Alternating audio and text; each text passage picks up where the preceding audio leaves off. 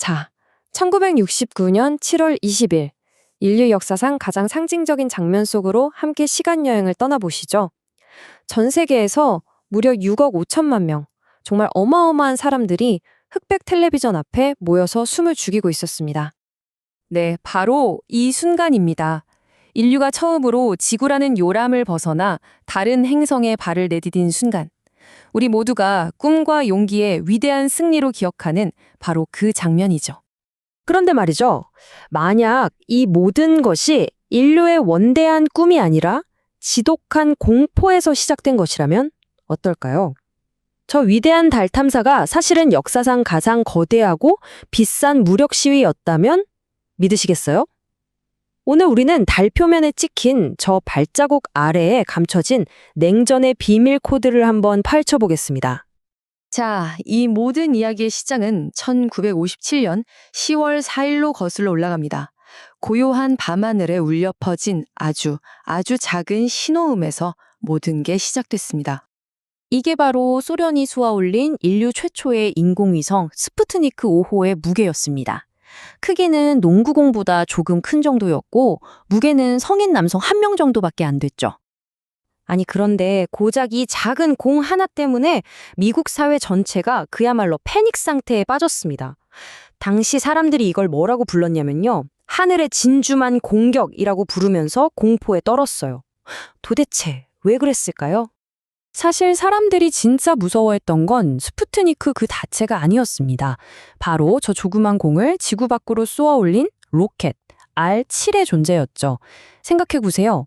저 로켓에 인공위성 대신 핵폭탄을 실어서 모스크바에서 워싱턴 DC로 쏘면 그게 바로 대륙간 탄도미사일 ICBM이 되는 거거든요.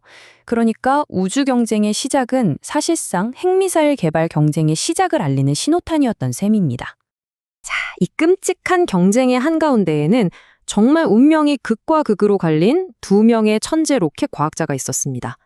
한 명은 전 세계적인 영웅으로 칭송받았고 다른 한 명은 그 존재 자체가 국가 기밀이었죠. 미국의 영웅은 베르너 폰 브라운이었습니다. 그런데 그의 과거를 들여다보면 정말 충격적이에요.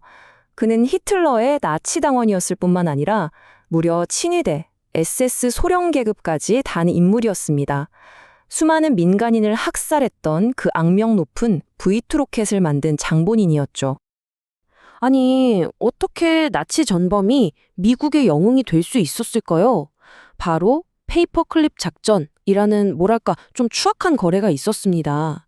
미국이 소련과의 경쟁에서 이기기 위해 수만 명을 죽음으로 내몬 폰 브라운과 그의 팀의 전범 기록을 의도적으로 싹 지워주고 미국으로 데려온 겁니다.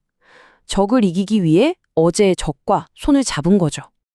한편 그 시각 소련에는 이름도 얼굴도 없는 그야말로 유령 같은 천재가 있었습니다. 스푸트니크와 인류 최초의 우주인 유리 가가린을 우주로 보낸 사람이지만 그의 이름은 철저한 비밀이었습니다. 그는 그냥 수석 설계자라고만 불렸죠. 아, 그의 삶을 보면요. 정말 한편의 영화 같습니다. 잘 나가던 젊은 공학자가 동료의 거짓 고발 하나로 하루아침에 인민의 적으로 몰려서 시베리아 강제 수용소까지 끌려가 죽을 고비를 넘겼거든요. 그런데 정말 아이러니하게도 자신을 버렸던 바로 그 조국이 그의 로켓 기술이 필요해지자 그를 다시 불러들여 총책임자로 임명한 겁니다. 정말 두 천재의 삶, 너무나 대조적이지 않나요?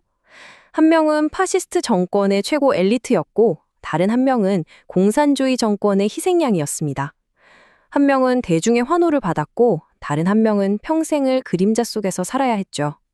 하지만 결국 이 두 사람은 냉전이라는 거대한 무대 위에서 인류의 운명을 건 대결을 펼치게 됩니다. 자, 경쟁 초반 분위기는 어땠을까요? 솔직히 말해서 미국이 계속해서 소련에 밀리고 있었습니다.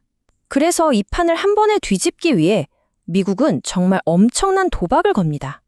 한번 보세요. 최초의 위성, 소련. 최초의 우주인, 당연히 소련. 최초의 여성 우주인, 또 소련. 최초의 우주 유형까지 전부 다 소련이 가져갔습니다. 미국 입장에서는 계속 뒷공무니만 쫓아가는 신세였죠. 이러다 체제 경쟁에서 완전히 지는 거 아니냐는 위기감이 최고조에 달했습니다. 바로 그때 케네디 대통령이 역사의 길이 남을 대담한 선언을 합니다. 단거리 경주에서 계속 지니까 아예 결승선을 저 멀리 아무도 상상하지 못했던 달로 옮겨버린 거예요. 한 방에 전세를 역전하겠다는 엄청난 승부수였죠. 와, 정말 감동적인 연설이죠? 하지만 그 화려한 연설 뒤에는 아주 냉정한 정치적 계산이 숨어 있었습니다. 케네디가 개인적으로 남긴 메모를 보면요. 솔직히 나는 우주에 별 관심 없어. 우리가 소련보다 먼저 달에 갈 수만 있다면 무조건 해야 해. 라고 써 있어요. 이건 순수한 과석 탐사가 아니었던 겁니다.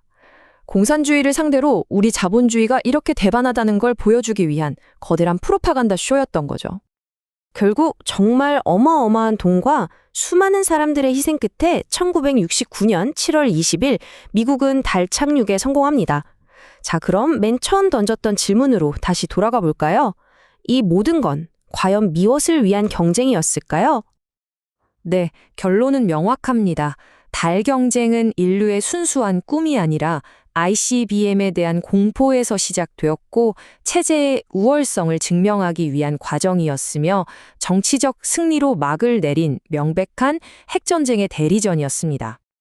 그런데 역사의 아이러니는 바로 여기서 시작됩니다. 인류의 가장 어두운 본능인 대립과 공포가 역설적으로 우리들의 삶을 바꾼 위대한 기술들을 만들어냈다는 점이에요.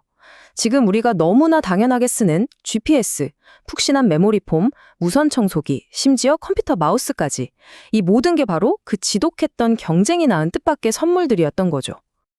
그리고 지금 21세기에는 미국과 중국 그리고 여러 민간 기업들 사이에서 제2의 우주 경쟁이 시작됐습니다. 과연 지금의 우리는 과거와는 다른 이유로 우주를 향하고 있는 걸까요? 아니면 그냥 형태만 바뀐 또 다른 냉전의 서막일까요?